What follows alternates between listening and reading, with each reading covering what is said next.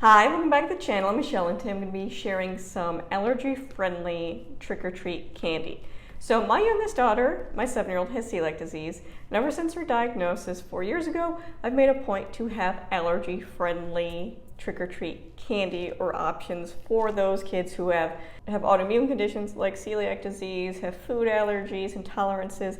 I do think it's important to have options out there for kids. Last year, my daughter went trick-or-treating, and I'll put a picture up. Half of what she got in her trick-or-treat bag, she couldn't even have. And it's really not that difficult to have some options available for those types of kids. So I'm going to show you what I have available and what I pick out. And it does vary year from year, but there are some staples I always get. And then I'm going to have just some quick tips at the end that you can do to provide some allergy-friendly options for kids. So I always get my allergy-friendly candy from Target. Now I do not have a Target near me. The nearest Target to me is an hour away, but I do have, a red card so I can have it shipped to me. And just make sure, if you're gonna do it that way, you don't wait, for the week before Halloween, because some of the candy will be out. So I usually do, 2-3 weeks before Halloween, but I'll show you what I got. So I got the Dum Dums. These are free of major allergens, and this is a good candy option, I think, because kids tend to like lollipops, and there are 90 in here.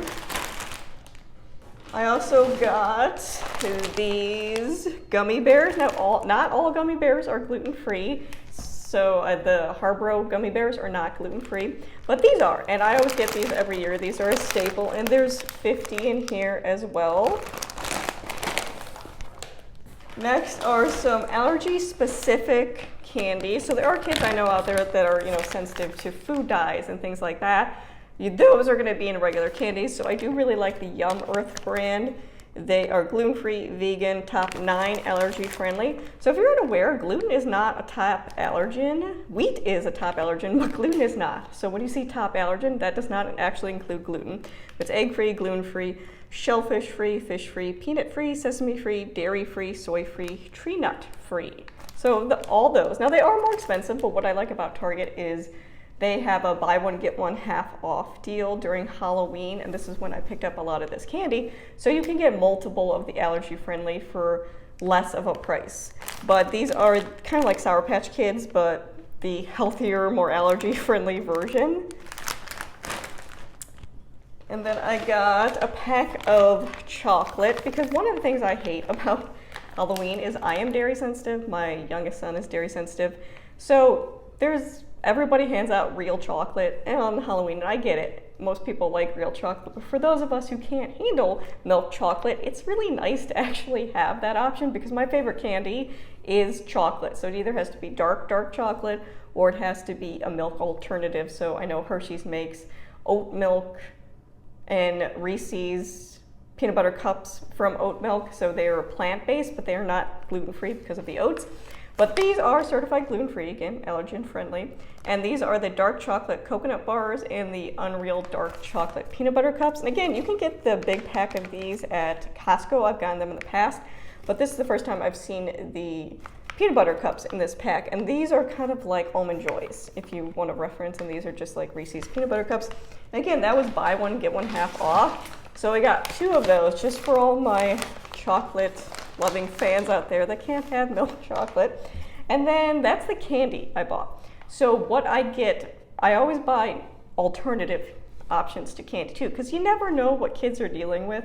So I think having some small toy options are really important. And I think a lot of people think that, kids would much prefer the candy, but I think it's the opposite. So every year at my church, we do a trunk or treat. If you're not familiar with what that is, it's where, you line up your vehicles, you decorate the back of your car, and you hand out candy. And we do this on Halloween, and we have, free apple cider donuts and free cocoa for people. It's a big event. We get about 200 to 250 kids every year.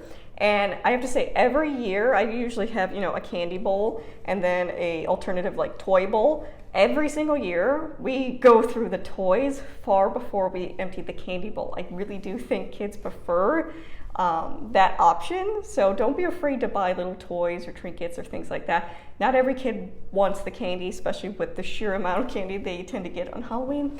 Alternatives are nice. So I do pick up some things from Target as well. I got the fake teeth, and you can get these with glow in the dark too. And these are only, I think, like $3 to $5, and there's 24 in them. These were a big hit last year. A lot of kids like those. A big hit last year was the miniature skateboards. So I got 2 packs of those. Again, they're pretty cheap. Yeah, it says right there, $3. And you get 16 of them. But the kids really liked these last year. I think those were one of the things that went first. The fake fingers.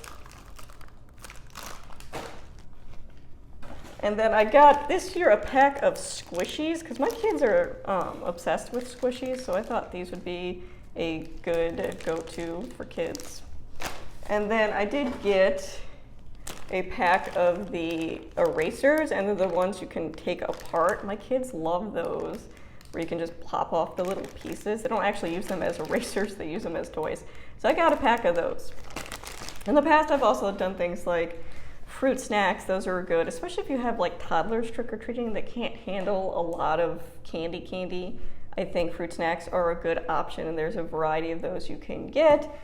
But that is what I plan on handing out, and this is specifically for that trunk or treat. So usually I have the kids pick a candy and pick a toy, or one or the other, depending on how fast, because we only do trunk or treat for a couple hours. So usually by the end of the night, we're completely out of candy. But some tips I have that would be helpful for the allergy community is let the kids choose the candy in the bowl. I know some people like to hand out the candy or have pre-made bags that they hand out. If you have a bowl of candy, that child's probably going to have a pretty good idea of what they can have in it. You know, when my daughter sees a bowl of candy, she can quickly scan it and figure out what would be safe for her, and it's best to do it that way. They'll have a better chance of having something they can have. And the second one is have alternatives like the little bowl of toys. And even in our neighborhood, there is one family, they have a sign in their yard that says, please let us know if you have allergies or need allergy friendly. And one of the things you can do is buy the teal pumpkin, which I have, and we have in our trunk or treat thing. Everything that we hand out is allergy friendly. But that's just a symbol to people to let them know that you do have some alternative options or some allergy-friendly options. But like I said, they have this post in their yard and they have an alternative. And if you say you have a food allergy or you have an issue that you need something else, they actually have a bin of toys, stuffed animals, and what they do, because I talked to them about this, I thought this was a great idea, is that throughout the year, if they see a toy on clearance or see a stuffed animal at like a garage sale or something, they'll put it in this bin.